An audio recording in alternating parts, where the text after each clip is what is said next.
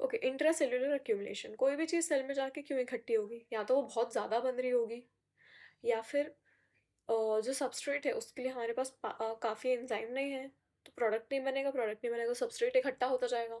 या फिर you ingest something indigestible, और if there is any defect in folding, transport या पैकेजिंग ऑफ द प्रोटीन। अब इसका क्लासिफिकेशन क्या क्या हो सकता है? या तो ये जो तुम्हारा प्रोटीन है या जो भी सब्सटेंस है जो अक्यूमुलेट हो रहा है, या तो इट कुड बी एंडोजिनस और इट कुड बी एक्सोजिनस। अगर ये एक्सोजिनस है तो ये क्या क्या हो सकता है? या तो you can inhale it, for example anthracosis. If you see the lungs of smokers, they have a lot of black particle soot deposition, उसको एंथ्राकोसिस बोलते हैं। It could be ingested, right, कुछ भी indigestible you eat. Then it could be injected. For example, would be a tattoo. The ink is injected into the skin.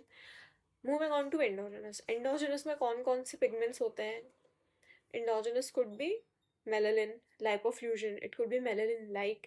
It could be hemoprotein derived.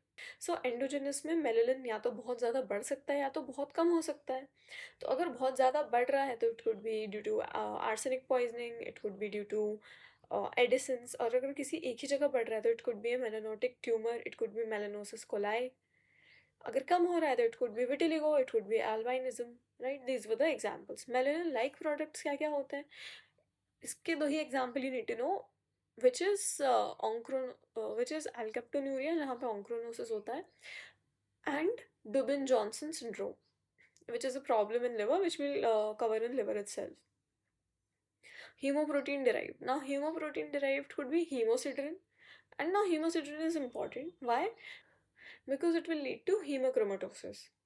Hemosiderin is stained by Prussian blue stain, and it could be primary, which is idiopathic, or it could be secondary, which is due to chronic anemia. तो हीमोसिट्रिन या तो locally हो सकता है या फिर generally deposit हो सकता है। अगर लोकली हो रहा है तो हो सकता है वो मैक्रोफेज के अंदर है, एल्वियोलर एंडोथेलियल सेल के अंदर है, एल्वियोलर सेल के अंदर है। And if it is generalise it could be in the liver, it could be the pancreas. Next we have acid haematin. ये हमें क्रॉनिक मलेरिया में बहुत ज़्यादा बड़ा मिलेगा। Remember, hemosiderin was yellowish in color. This is black brown. Then we have again bilirubin, जो कि हमें jaundice में बढ़ा हुआ मिलेगा. This is usually yellowish in color. Then at last we have porphyrin, जिसमें कुछ भी दिक्कत आएगी तो they are called porphyrias. For example, congenital erythropoietic porphyria, acute intermittent porphyria, porphyria cutanea tara. And lastly, we have lipofuscin. Lipofuscin is the one which usually get asked the most in Viva and in exam.